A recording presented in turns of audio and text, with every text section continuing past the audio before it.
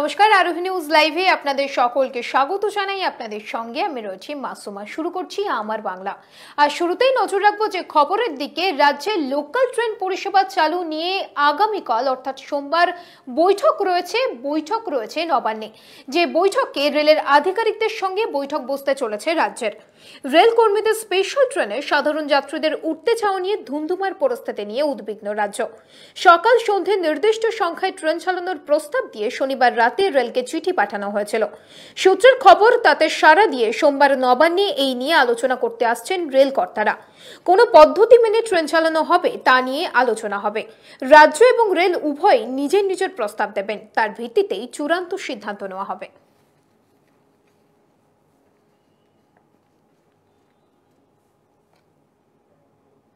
ফের খুন এক বিজেপি কর্মী। কল্যাণীর গয়েশপুরের এই ঘটনায় রীতিমতো চাঞ্চল্য ছড়িয়ে পড়ে সেই এলাকায়।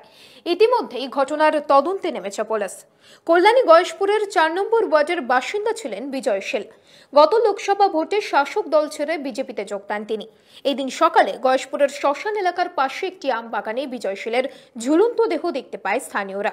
এরপর এলাকায় চাঞ্চল্য ছড়িয়ে পড়ে। পরিবারের দাবি, খুন করা হয়েছে বিজয় শীলকে। তবে এখনো পর্যন্ত কারো নামে থানায় লিখিত অভিযোগ হয়নি। ঘটনাস্থলে কল্যাণী থানার পুলিশ। দেহটি উদ্ধার করে ময়নাতদন্তের জন্য পাঠানো হয়েছে। ঘটনার প্রতিবাদে সোমবার 12 ঘন্টার কল্যাণী বন্ধের ডাক দিয়েছে বিজেপি। পাশাপাশি আগামীকাল রাজ্যের সমস্ত থানা ঘেরাও কর্মসূচি গ্রহণ করা হয়েছে। আমার স্বামী তো গলা ধরে দেয়নি, ওইভাবে কোনোদিনও দিতে পারে না। কেন? আমার ছেলে মেয়ের জন্য ও যা কষ্ট করেছে, বলে কি আমি কোনোদিন কমলি তোমার ছেড়ে যাবো না, চিন্তা নেই, আমি মরবো না। কি মনে হচ্ছে? কিন্তু ওরে মার্ডার করার জন্য অনেকবার ঠেক দিয়েছে। কে কারা? একবার অক্ষয় গুড়ি দিয়েছে, একবার সাহেব গুড়ি দিয়েছে। সাহেব গুড়ি পিস্তল ঠেকিয়েছে বেদি ভবনে। তখন আমরা অতটা গুরুত্ব দিই, আমার বাচ্চা আছে, যদি আমি আমার থানায় না যাই। পরিকল্পনা করেই মারা হয়েছে। আমরা এখানকার যিনি আধিকারিক আছে তার কাছে দাবি জানালাম যে ম্যাজিস্ট্রেটের উপস্থিতিতে এবং ভিডিও ক্যামেরা করে যাতে পোস্টমর্টম করা হয়। তো উনি সেটা বললেন অ্যাপ্লিকেশান দিতে কিছু নিয়ম আছে, সেটা মেনে সব কিছু করা হবে। বীরভূমের মল্লারপুরে পুলিশি হেফাজতে মৃত নাবালকের পরিবারের সঙ্গে দেখা করতে যান সামাজিক ন্যায় বিচার কমিটির সদস্যরা। যেমনটা জানা গিয়েছে, আজ দুপুরেই তারা দেখা করতে যান মৃত নাবালকের পরিবারের সঙ্গে। সঙ্গে ছিলেন প্রাক্তন সাংসদ রামচন্দ্র ডোম ও রাজ্য সম্পাদক অলোকেশ দাস। তাদের দাবি, পুলিশের চাপের মুখে অসত্য কথা বলছেন নাবালকের পরিবার। কিন্তু মনে রাখতে হবে, কোনো নাবালক পুলিশি হেফাজতে আত্মহত্যা করলেও তার বিচার বিভাগীয় তদন্ত হওয়া প্রয়োজন।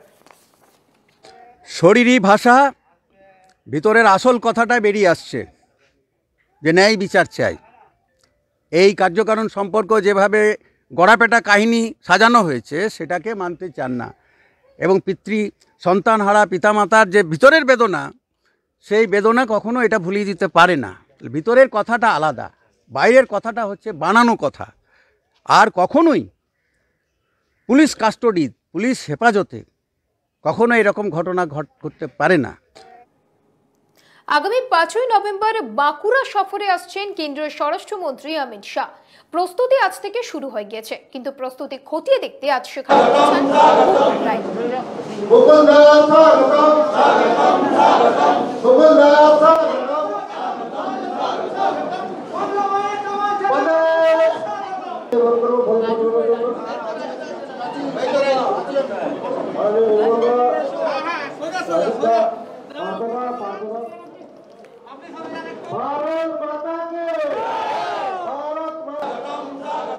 ওইখানেই একটি ছেলেকে যেভাবে মেরে ঝুলিয়ে দেওয়া হয়েছে, একটা নতুন মারার কায়দা বাংলায় চালু হচ্ছে। আপনারা দেখেছো পুরুলিয়ায় হয়েছে, এর আগে হয়েছে, এখানেও সেই মেরে কায়দায় ঝুলিয়ে দেওয়া হয়েছে। এটা একটা নতুন কায়দা হয়েছে। অর্থাৎ এর বিরুদ্ধে দাঁড়িয়েই সংগ্রাম, লড়াই, যুদ্ধ চলছে। বিমল গুরুংকে নিয়ে যখন উত্তপ্ত পাহাড়, তখনই শিলিগুড়ি পৌঁছালেন রাজ্যপাল জগদীপ ধনকর। শনিবার সন্ধ্যায় শিলিগুড়ি পৌঁছান তিনি। আর শিলিগুড়ি পৌঁছেই তিনি রাজ্যের আইন শৃঙ্খলা নিয়ে মুখ খোলেন। Whose qualities of culture, ethics, dedication, integrity, courage are envied by all and evoke instant respect. I will try to use this tenure this stay to their advantage, to their benefit. And I have no doubt their expectations from their first servant will fructify into positive outcomes. এখন সময় একটা ছোট্ট বিরতি, সঙ্গে থাকুন, ফিরে আসছে বিরতির পর।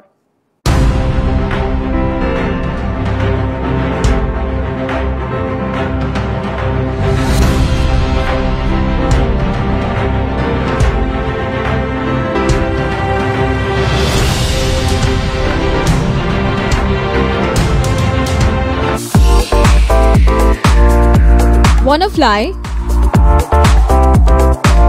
Step towards 3 steps.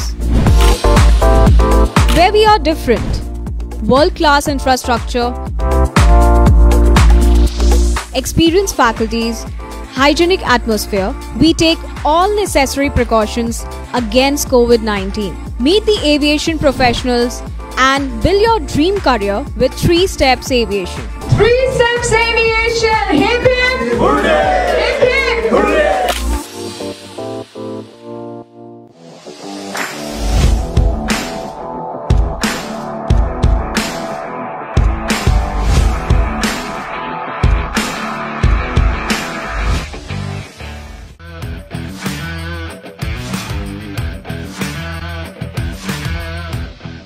Welcome to Sinha Group of Companies, your genie in a bottle. Career advancement opportunities in aviation and hospitality.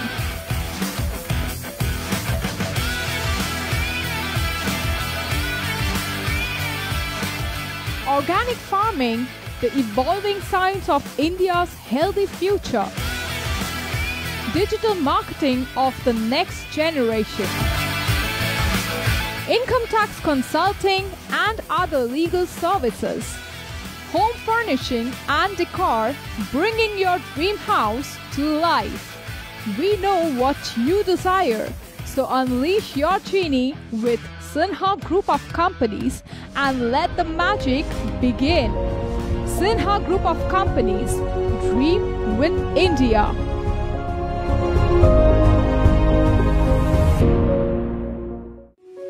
এক ডাকেই যাকে পাই, আরোহী ফাউন্ডেশন একেবারেই তাই। 8 থেকে 80-র জন্য এক ডাকে সাড়া দেয় আরোহী ফাউন্ডেশন। দুস্থ মানুষের পাশে দাঁড়ানোর জন্য অঙ্গীকারবদ্ধ আরোহী ফাউন্ডেশন। ছাত্রছাত্রীদের সফল ভবিষ্যতের জন্যই নিবেদিত আরোহী ফাউন্ডেশন। আরোহী foundation, solution for every need. Your bazaar, our bazaar.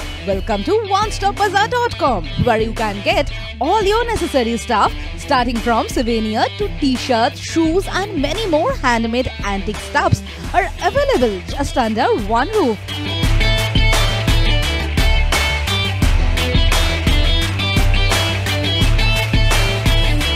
Our stores are available at airports like Kolkata, Guwahati, Imphal, Bagdogra, and you can also find us at City Center too. We are just one click away to serve your need. Visit onestopbazaar.com or www.onestopbazaar.com. Feel the Indiana.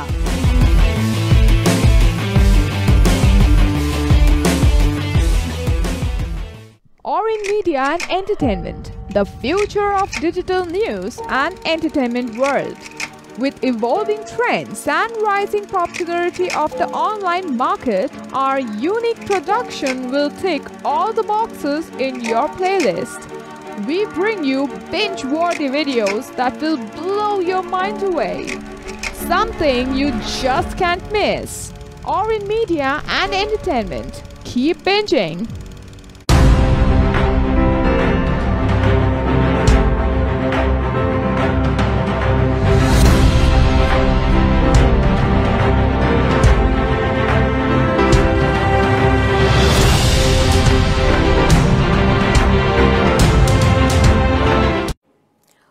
বিরতির পর এবার নজর রাখবো যে খবরের দিকে। মাঝেরহাট সেতুর কাজ ইতিমধ্যেই শেষের দিকে।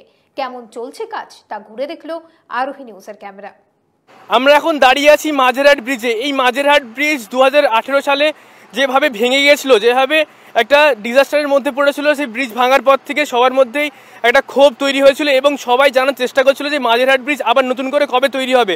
কিন্তু ইতিমধ্যে আমরা দেখতে পাচ্ছি মাঝেরহাট ব্রিজের যে শেষ প্রস্তুতি এবং যে শেষ যে চলছে, সেই মাঝেরহাট ব্রিজ পুরোদমে কাজ চালিয়ে যাচ্ছে। যদি আমরা দেখতে পারেন যে এই যে রাস্তা অপোজিট যে রাস্তা রয়েছে, সেই রাস্তার কাজ অলরেডি শেষ হয়েছে ইতিমধ্যেই, এবং ইতিমধ্যেই যে রাস্তার এই পারের যে কাজ রয়েছে, সেই যে টেমপ্লেট, এই টেমপ্লেট অলরেডি 1 কোটিং করে মারা শুরু হয়েছে এবং এই টেমপ্লেট যে পুরোপুরিভাবে 5 কোটিং মারবে, সেই 5 কোটিং অলরেডি আগামী 2 দিনের মধ্যে তারা শেষ করবে, এমনটা জানাচ্ছেন আধিকারিকরা।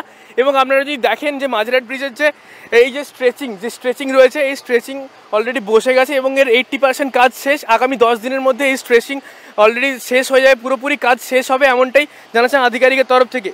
যদি দুর্গাপূজার সময় চালু হতো আরও মানুষের সুবিধা হতো, কারণ বেহালা বা ঠাকুরপুকুর পৈলেন দিয়ে যত রাস্তা আছে ডিএস রোডকে আমাদের কলকাতা শহরে জোড়ার এই একটা ব্রিজ ছিল রাস্তা।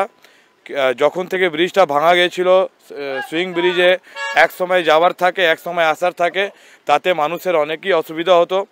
এখন ব্রিজটা চালু হচ্ছে, যাই হোক একটু দেরিতেই চালু হয়েছে, কিন্তু এলাকার মানুষের মধ্যে, কলকাতার মানুষের মধ্যে এটা খুবই খুশির খবর যে তাড়াতাড়ি আপনারা দেখতে পাচ্ছেন পিচের কাজ চলছে। এর আগে আমরা 1 মাস আগেও ভিজিট করতে এসেছিলাম, ভিজিট করে আমরা দেখলাম যে ব্রিজটা মোটামুটি ঢালাইগুলো সব কমপ্লিট হয়ে গেছিলো। এখন পিচটা হচ্ছে, আমরা আশা করছি সপ্তাহ 10 দিন 20 দিনের মধ্যে ব্রিজটা চালু হয়ে যায়। আরেকটি বিষয় সেটা হচ্ছে যে এইসব কাজ আগামী 10 থেকে 12 দিনের মধ্যে শেষ হবে, কিন্তু তারপরে থেকে যাচ্ছে বিউটিফিকেশনের কাজ, যেটা কেএমডি তরফ থেকে করা হবে এবং সেই কাজ হয়তো 25শে ডিসেম্বরের আগে সেই কাজ সম্পূর্ণ করা হবে এবং মাঝেরহাট ব্রিজ 25শে ডিসেম্বরের আগেই চালু করার ভাবনা রয়েছে, এমনটাই জানাচ্ছেন আধিকারিকরা। ক্যামেরায় অনুপম সাহার সঙ্গে সুরজিৎ বন্দ্যোপাধ্যায়, রিপোর্ট আরোহী নিউজ, কলকাতা। আমরা দুর্গাপুর জলাধারের জল খালি করার কাজ চলছে, তবে এখনো পর্যন্ত লগগেট মেরামতের কোনো রকম কাজ শুরু হয়নি। অস্থায়ীভাবে বালির বস্তা ফেলার কাজ চালাচ্ছেন সেখানকার স্থানীয়রা। ইতিমধ্যে দুর্গাপুর মহকুমার বিভিন্ন এলাকায় জলের যোগান স্বাভাবিক রাখতে একাধিক পদক্ষেপ গ্রহণ করা হয়েছে বলে জানান মেয়র দিলীপ অগাস্তে। কাজ খতিয়ে দেখতে ঘটনাস্থলে উপস্থিত ছিলেন ডিভিসির উচ্চপদস্থ আধিকারিকরা।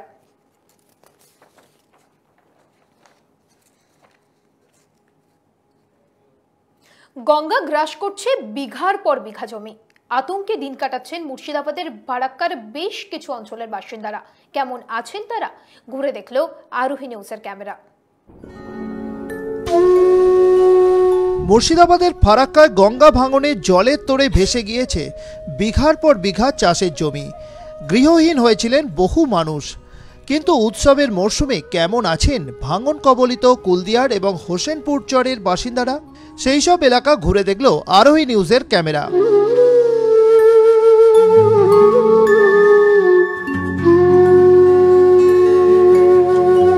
এলাকার বাসিন্দাদের বক্তব্য, এই বছর অনেক আগে থেকেই ফারাক্কার কুলদিয়ার এবং হোসেনপুর চর এলাকায় গঙ্গা ভাঙন শুরু হয়, আর এই গঙ্গা ভাঙনে তলিয়ে গেছে বিঘার পর বিঘা জমি, তলিয়ে গেছে ঘর বাড়ি থেকে বাচ্চাদের স্কুল পর্যন্ত। আর যাদের এই বছর গঙ্গা ভাঙনে ঘর বাড়ি তলিয়ে গেছে, তাদের ঠিকানা এখন ফাঁকা আকাশের নিচে ত্রিপলের তলায়। আমরা ফসল পানি কিভাবে করব, সব পড়ে গেছে, তো আমরা খুব দুঃখিত, কিছুই নিতে পারিনি পূজাতে। দুর্গাপুজো না বললেই চলে, যে কেননা এত আমার যে গঙ্গা ভাঙনে আমাদের 10-12 বিঘা জমি সব নদীর গর্ভে চলে গেল, তো আমরা তো দুর্গাপুজোয় আর কি হবে। দিন দিন যে যাইছে আমাদের যাইছে, সব আমাদের নদীতে চলে গেছে। কিছু আশ্রয় লিবার আমাদের জায়গা নেই, এই স্কুলে উঠেছি আশ্রয় লিবার লেগে, কিন্তু আমাদের সব জিনিস চলে গেছে নদীতে, যত ধান ফান পাট শাট সবই চলে গেছে নদীতে। দুর্গাপুজোর কয়েকদিন যখন উৎসবে উল্লাসে মেতেছিল গোটা রাজ্যবাসী, তখন তাদের মাথা গোঁজার ছোট্ট আশ্রয় ছিল শুধুই অন্ধকার আর আতঙ্ক। এই বুঝি তিরপল খাটানো তাদের ক্ষুদ্র ঘরটুকু গঙ্গা গ্রাস করল।